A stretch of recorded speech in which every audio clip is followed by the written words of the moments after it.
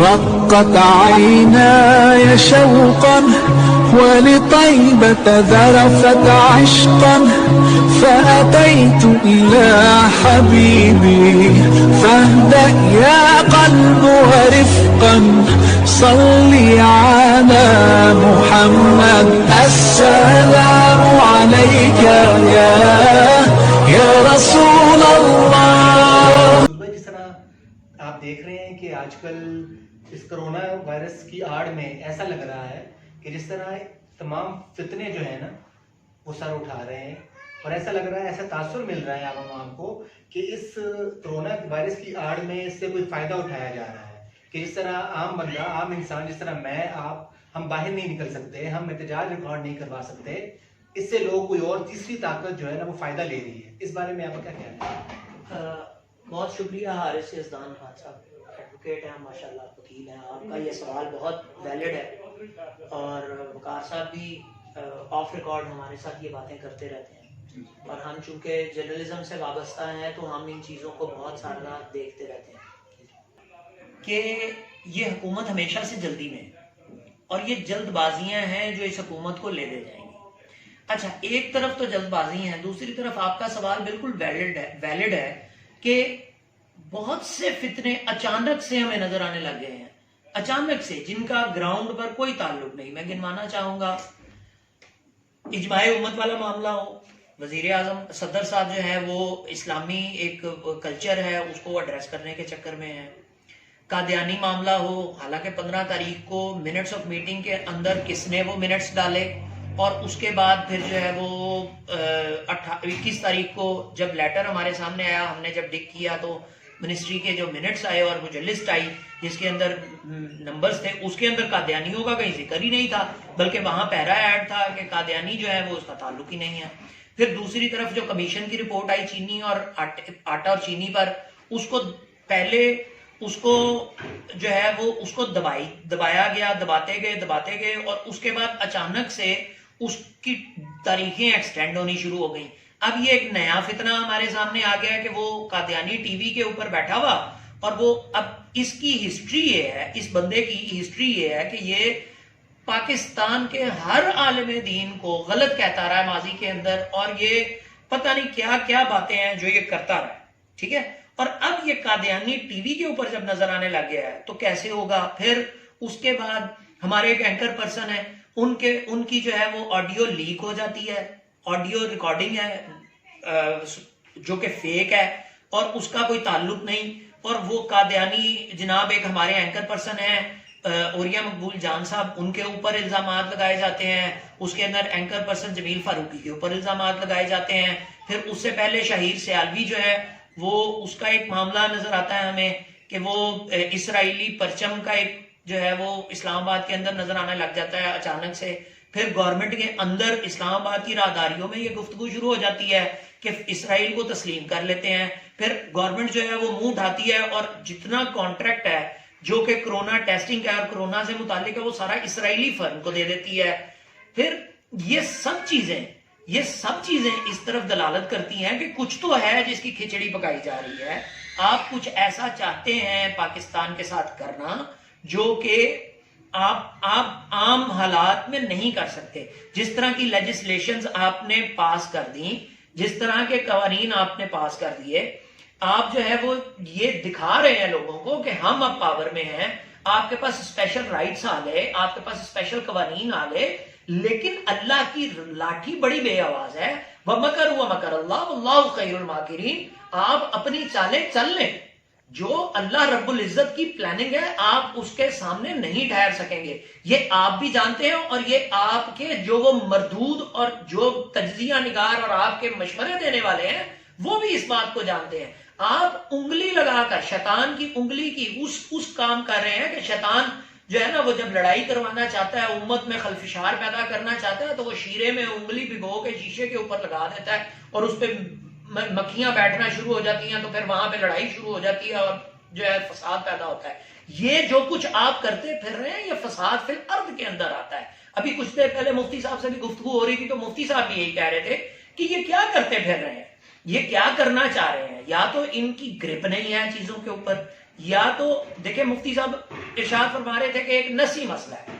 وبائی مسئلہ ہے، اس کے اوپر آپ نے اجماع کا لفظ استعمال کرنا شروع کر دیا، پوری قوم کو آپ نے اس اجحان میں مبتلا کر دیا۔ اچھا دوسری طرف آپ کی اپنی اسلام پر اتنی اچھی سٹڈی ہے اور اتنے اچھے آپ کے حالات ہیں کہ آپ سے ایک جو ہے وہ اچھے طریقے سے حلف برداری کی تقریب نہیں منعقد کی جاتی، اور جب آپ دوسری طرف کی بات کرتے ہیں تو آپ جو ہے وہ قوم کو کہنا شروع کر دیتے ہیں کہ یہ اجماع امت ہو گیا ہے، حالانکہ یہ نسی مسئلہ ہے، اس کے اندر اجماع تو ہوا ہی نہیں، یہ تو صرف ایک انڈرسٹینڈنگ ہے، ایک آپ نے ایک لوگ جو علماء اکرام ہے تمام مکاتب فکر کے، انہوں نے اس بات کو انڈرسٹینڈ کیا ہے کہ ہاں ٹھیک ہے ہم مانتے ہیں اور ہم آپ کے ساتھ ہیں، گورنمنٹ کے ساتھ ہیں، یعنی اس کا مطلب یہ نہیں ہے بالکل بھی گورنمنٹ یہ نہ لے لے، اور اس کے چند دن بعد آپ نے قادیانی معاملہ چھیڑ دیا اور لوگ جو ہیں وہ ان کو آپ نے کمیشن میں شامل کرنے کی بات کر دی، حالانکہ آپ پہلے یہ تو فیصلہ کر لیں کہ پوچھنے قادیانیوں سے وہ اپنے آپ کو ایک فتنہ مانتے ہیں، وہ اپنے آپ کو کیا مانتے ہیں، وہ تو اپنے آپ کو لکھتے ہیں کہ ہم اسلامی گروہ ہیں، جبکہ آپ انہیں ایک کمیشن میں ڈالنے لگے ہیں جو مائنورٹی کمیشن ہے غیر مسلموں کا، تو وہ پہلے اپنے آپ کو غیر مسلم تو تسلیم کر لیں۔ آپ یہ کہہ رہے ہیں کہ وہ غیر مسلم ہے، وہ تو نہیں مان رہے کہ وہ غیر مسلم ہے، اور وہی ہوا کہ آپ کو پھر دوبارہ واپس لینا پڑا، اور آپ نے پھر ہر کوئی جو ہے وہ یہ کہتا پھر رہا ہے کہ نہیں نہیں میں نہیں تھا میں نہیں تھا میں نہیں تھا۔ میں سراہنا چاہوں گا قادری صاحب کو، نور اللہ قادری صاحب کو، کہ انہوں نے بڑے اچھے طریقے سے اس کو ہینڈل کیا، ان ٹائم انہوں نے پبلک کے لیے میسیجز چھوڑے جو ہے وہ، اور خیر ہمیں خود جو ان کی منسٹری کے انڈر جو ڈاکومنٹس ہیں وہ نکال کے لانے پڑے، اور ہمیں دنیا کو دکھانا پڑا کہ نہیں یہ معاملہ اس طرح نہیں اس طرح ہے، لیکن جھوٹ اتنے تواتر سے بولا جا رہا ہے کہ وہ جھوٹ کم اور سچ زیادہ لگنے لگ جاتا ہے۔ یہ کون ہے جو پروپیگنڈا وار کھیل رہا ہے پاکستان کے ساتھ؟ انفارمیشن منسٹر صاحب نے ابھی حلف اٹھایا ہے، جنجوعہ صاحب جو ہے وہ ابھی آئے ہیں، ادارے کو سیٹل کریں گے، سیدھا کریں گے، ہمارا خیال ہے کہ چیزیں جو ہے وہ ٹھیک ہوں گی، انفارمیشن تک رسائی جو ہے وہ پاسبل ہوگی، لیکن ایسا نہ کریں، اتنی جلد بازیاں نہ کریں مختلف معاملات میں، ان فتنوں کو ہوا مت دیں، قوم پہلے ہی بڑی پریشان ہے۔ اور ایک بات یہاں پر آخری بات کر کے اجازت چاہوں گا، لا تقنطوا من رحمت اللہ کی رحمت سے مایوس نہیں ہونا، لیکن ایک بات آپ بھی یاد رکھیں کہ جہاں پر ہم یہ دیکھتے ہیں کہ مایوسی پھیلانے والا گناہگار ہے، جہاں پر مایوس انسان گناہگار ہے وہاں پر مایوسی پھیلانے والا بھی گناہگار ہے، اور آپ مایوسیاں پھیلانے کا سبب بن رہے ہیں۔ اگر آپ کی استاد کار نہیں ہے تو لوگوں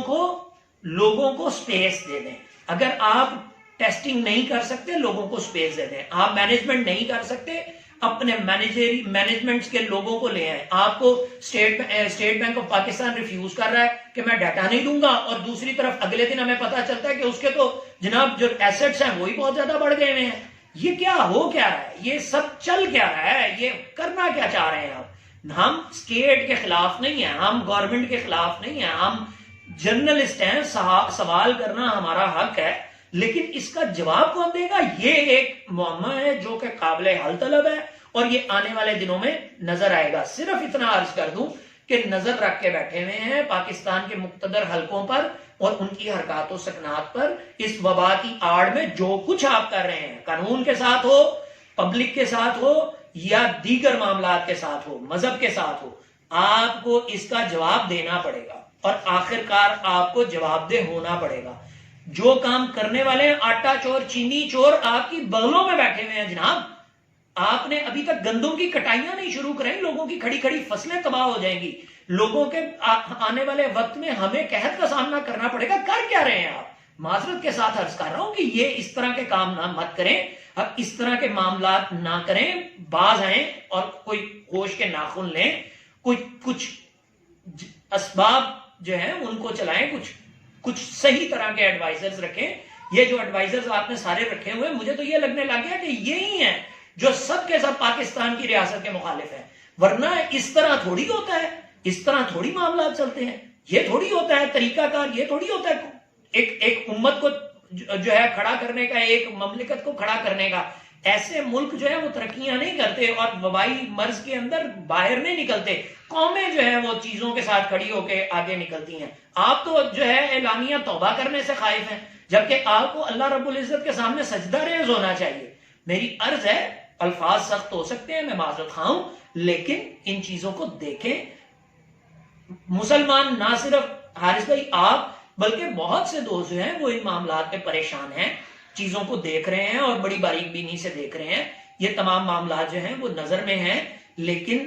کس کی طرف دیکھیں گے؟ وہ اللہ رب العزت کی طرف ہی دیکھیں گے، اور تو ان کے پاس کیا آسرا بچے گا. جزاک اللہ خیر. السلام علیکم ورحمۃ اللہ وبرکاتہ.